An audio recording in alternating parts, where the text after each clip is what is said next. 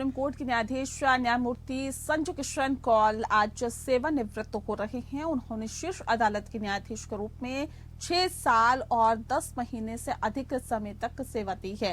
और आपको सीधी तस्वीरें वहीं के दिखाते हैं। Justice Sanjay Kishan Kaul, Justice And a shared love of theatre, we became close friends. 3 years later, we once again found ourselves side by side at the Campus Law Center of Delhi University, where we earned our LLB degrees. In those days, Sanjay had a red-colored Standard Herald car. Honestly, he could have done with a car more suited to his size, but it reflects the ethos of his personality. Sanjay was very copious in his notes at Law College, but something which stood him apart was his notes were highly in demand, though I was also regarded as fairly padhaku in those days. But Sanjay would never have the notes in an exercise book, because he always feared that if somebody took the exercise book and never returned it, there was no suit for specific performance which you could file, or for the delivery of possession. So he would file his notes by the class, and if somebody asked him for notes, he'd say, "Tell me which class you bunked." And he would pull out just that page of the notes and give it to the friend, only to be returned the next day. Sanjay contested the elections to the student union, and we took it upon ourselves to be his ardent supporters. Me, being the most academically oriented, was assigned the task of drafting the manifesto for Sanjay's election. Unfortunately, Sanjay met with a very serious accident during the course of that election. For a moment, all of us mischievous students thought that we will get the benefit of some sympathy vote. But that was not to be. We are lucky that Justice Kaul chose the law. It hadn't always been his plan. His love for travel had him dreaming of the Indian Foreign Service. Until thankfully, former Chief Justice, Justice B.N. Kripal, one of the nation's leading lawyers at the time, convinced him to join the profession. We have benefited richly from his decision to join our ranks. Justice Kaul enrolled as an advocate with the Bar Council of Delhi in 1982. In his 2 decades-long practice, he argued a wide range of civil, commercial, and writ matters before the High Court of Delhi and the Supreme Court. He was an advocate on record of the Supreme Court from 1987 to 1999, when he was designated as a senior. His career as a judge of the Delhi High Court began in 2001. He was later appointed Chief Justice of the Punjab and Haryana High Court in 2013 and Chief Justice of the Madras High Court in 2014. His popularity both in Chandigarh and in Madras is legion. Tomorrow he proceeds to Chandigarh to receive the felicitations of his colleagues from the High Court of Punjab and Haryana.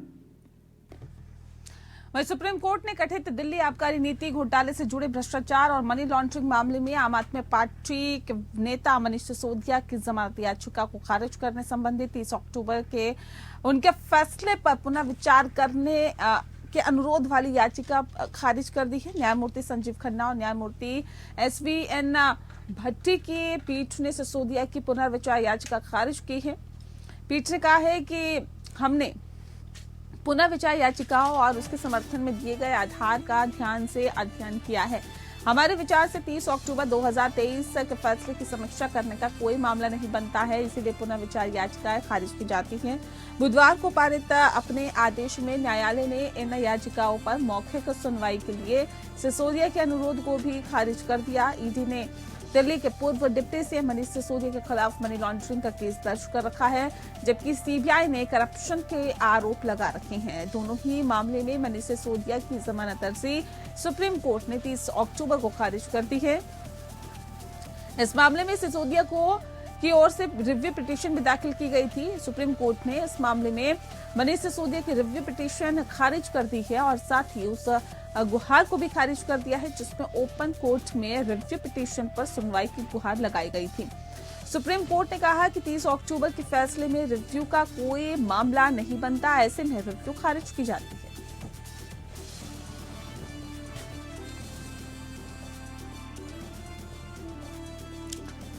प्रधान न्यायाधीश D Y Chandrachud के निर्देश के तहत supreme court ने इलाहाबाद उच्च न्यायालय को एक पत्र भेजा है। बता दें, जिसमें एक जिला न्यायाधीश द्वारा यौन उत्पीड़न का आरोप लगाने वाली एक महिला न्यायिक अधिकारी द्वारा दायर सभी शिकायतों की वर्तमान स्थिति मांगी गई है। उच्च न्यायालय को सभी जानकारी एकत्र करने के लिए रात भर की समय सीमा दी गई थी। इलाहाबाद हाईकोर्ट के कार्यवाहक मुख्य न्यायाधीश ने भी खुले पत्र का संज्ञान लिया है। उत्तर प्रदेश के न्यायाधीश ने सीजेआई को एक खुला पत्र लिखकर अपना जीवन समाप्त करने की अनुमति मांगी थी।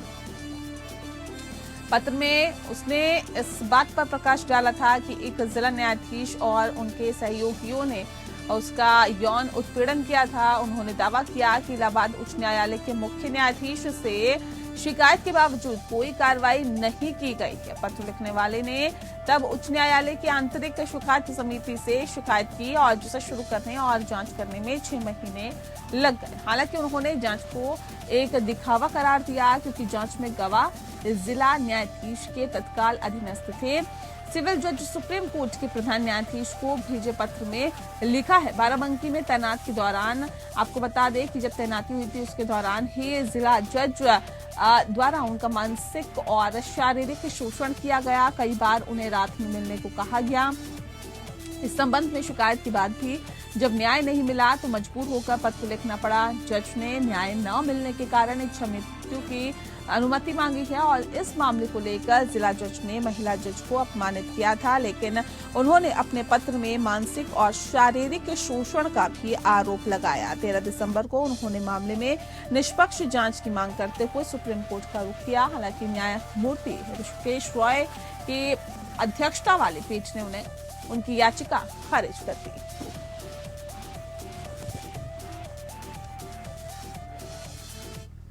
खालिस्तानी अलगाववादी और अमेरिकी कनाडाई नागरिक गुरपंतवंत सिंह पन्नू की हत्या की साजिश रचने के आरोप में चेक गणराज्य के हिरासत में लिए गए भारतीय नागरिक निखिल गुप्ता के परिवार ने सुप्रीम कोर्ट के समक्ष बंदी प्रत्यक्षीकरण याचिका दायर की है। न्यायमूर्ति संजीव खन्ना और न्यायमूर्ति एस.वी. भट्टी की पीठ ने उन्हें रिहा करने के लिए भारत सरकार के हस्तक्षेप की मांग वाली याचिका पर सुनवाई की। पीठ ने प्रथम दृष्टया राय दी कि याचिकाकर्ताओं को चेक गणराज्य की उस अदालत का दरवाजा खटखटाना होगा जहां गुप्ता को हिरासत में रखा गया है। पीठ ने कहा कि आपको उस अदालत के समक्ष जाना होगा जो भारत से बाहर है, वहां जाएं और हम यहां कोई निर्णय नहीं लेने जा रहे हैं। हिरासत में लिए गए व्यक्ति ने हलफनामा नहीं दिया। यदि किसी कानून आदि का उल्लंघन होता है तो आपको वहां अदालत जाना पड़ता है। अदालत ने मामले की सुनवाई के लिए 4 जनवरी की तारीख तय की। उन्होंने कहा कि छुट्टियों के बाद हम 4 जनवरी को इसका आयोजन करेंगे। हम अगले दिन फैसला करेंगे। इसकी प्रति केंद्रीय एजेंसी को दें। गुप्ता ने कहा अपनी याचिका में कहा है कि वह अवकाश और व्यापार अन्वेषण यात्रा पर चेक गणराज्य में थे जब उन्हें 30 जून को प्राग हवाई अड्डे पर अवैध रूप से हिरासत में लिया गया था। परिवार ने सुप्रीम कोर्ट में कहते हुए याचिका दायर की कि इस साल 30 जून से वह चेक अधिकारियों की अवैध हिरासत में है और अमेरिकी और भारतीय सरकारों के बीच कथित राजनीतिक प्रतिशोध का सामना कर रहा है।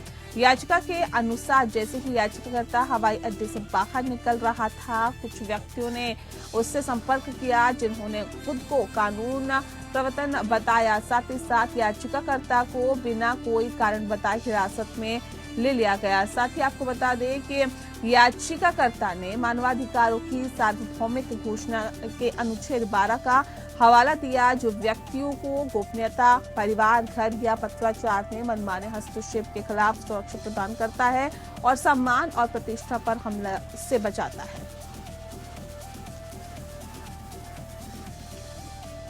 खबरों में आगे बढ़ते हैं। मद्रास हाईकोर्ट ने क्रिकेटर एमएस धोनी द्वारा दायर अवमानना याचिका में आईपीएस अधिकारी संपत कुमार को 15 दिन के साधारण कारावास की सजा सुनाई। जस्टिस एसएस सुंदर और जस्टिस सुंदर मोहन की खंडपीठ ने हालांकि संपत कुमार को अपील दायर करने की अनुमति देने के लिए सजा को 30 दिनों के लिए निलंबित कर दिया। धोनी ने दलील दी कि आईपीएस अधिकारी ने सुप्रीम कोर्ट और मद्रास हाईकोर्ट के खिलाफ अपमानजनक टिप्पणी की जो न्यायिक प्रणाली में आम आदमी के विश्वास को हिलाने में सक्षम है। इस प्रकार ये आपराधिक अवमानना संपत कुमार कुमार ने कथित तौर पर कहा कि सुप्रीम कोर्ट ने जस्टिस मुद्गल समिति, जो कि 2013 आईपीएल में मैच फिक्सिंग की स्वतंत्र जांच के लिए गठित की गई थी, उसकी रिपोर्ट के कुछ हिस्सों को सीलबंद कवर करने का फैसला किया और विशेष जांच दल को इसे प्रदान नहीं किया। धोनी ने कहा कि संपत ने आरोप लगाया कि सीलबंद कवर उपलब्ध न कराने के पीछे सुप्रीम कोर्ट का मकसद है।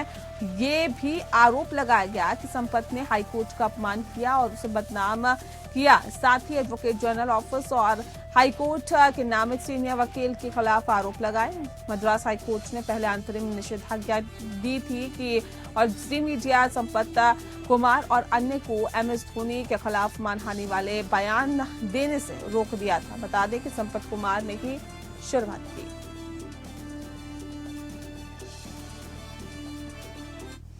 22 साल की एक महिला की उसके वैवाहिक घर में कथित तौर पर हत्या के 29 साल बाद इलाहाबाद उच्च न्यायालय ने आरोपी व्यक्तियों को बरी कर दिया और साथ ही साथ ट्रायल कोर्ट को मामले में नए आदेश पारित करने का आदेश दिया।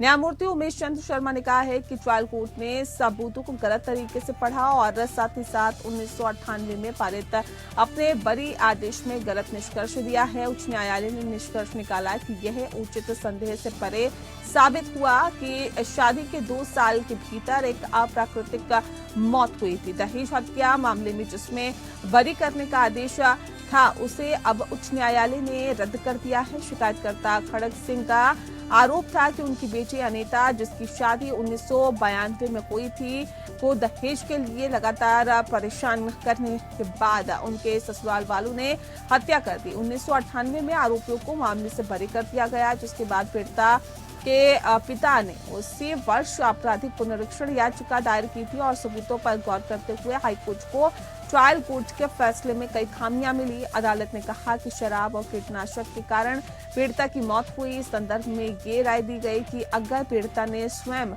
जहर खाया होता तो एक खाली बोतल या थैली बरामद होती, क्योंकि ऐसी कोई वस्तु नहीं मिली। इसीलिए अदालत ने कहा है कि यह आसानी से माना जा सकता है कि पदार्थ दूसरों के द्वारा दिए गए थे और बोतल या थैली को बाद में घटनास्थल से हटा दिया गया था। बचाव पक्ष के इस तर्क को खारिज करते हुए महिला की मृत्यु प्राकृतिक कारणों से हुई थी। अदालत ने कहा कि उसके शरीर पर चोट के निशान पाए गए थे और वह एक स्वस्थ महिला थी जिसका किसी बीमारी का इतिहास नहीं था।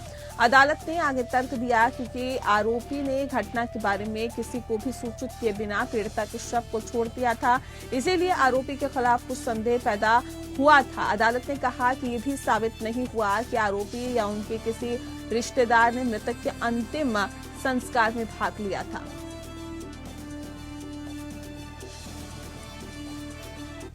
सोनभद्र जनपद के दुधी जनजाति विधानसभा सीट से भारतीय जनता पार्टी के विधायक रामदुलारे गौंड को नाबालिग से रेप मामले में 25 वर्ष की सजा सुनाई है।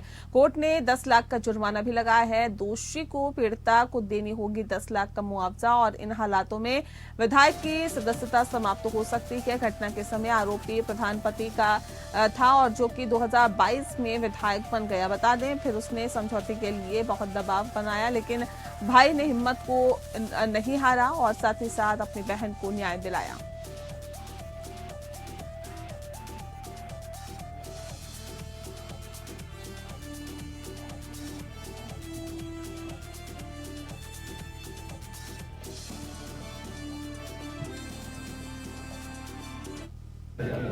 पॉक्सो एक्ट का मामला था 376 और 5L/6 रिपीटेड बलात्कार का मुकदमा था, जो 4/11/14 की घटना थी। इसी दिन प्रथम सूचना रिपोर्ट दर्ज हुआ था, जिसमें आज न्यायालय ने जो है अपना जजमेंट सुनाया, जिसमें उनको 25 साल की सज़ा और 10 लाख रुपए जुर्माना, वह जुर्माना पुनर्वास के लिए पीड़िता को दिया जाएगा। जिससे उसकी एक बच्ची भी बताई जा रही थी जिसकी लड़की। अब ये तो मामला यहाँ साबित नहीं हो पाया अदालत में कि उसके संबंध में कुछ नहीं आया, और पूरे पत्रावली के इसमें देख करके माननीय जज साहब ने उनको पॉक्सो एक्ट में दोषी पाया और 25 साल की सजा और 10 लाख जुर्माना उनको।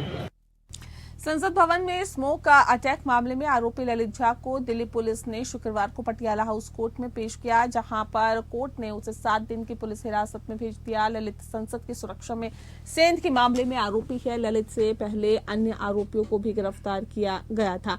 शुक्रवार की शाम दिल्ली पुलिस संसद में स्मोक अटैक मामले में आरोपी ललित झा को पटियाला हाउस कोर्ट से लेकर पहुंची थी। यहां पर अदालत ने ललित के लिए एक वकील नियुक्त किया। बतौर वकील एडीजी उमाकांत कटारिया इसके लिए नियुक्त किए गए। उन्हें ही अन्य आरोपियों के लिए भी वकील नियुक्त किया गया था। दिल्ली पुलिस स्पेशल सेल ने अपने रिमांड आवेदन में 15 दिन की पुलिस हिरासत की मांग की थी। संसद की सुरक्षा में सेंध के मामले में ललित झा को गुरुवार रात को गिरफ्तार किया गया था। उसके बाद उससे विस्तृत पूछताछ की गई थी।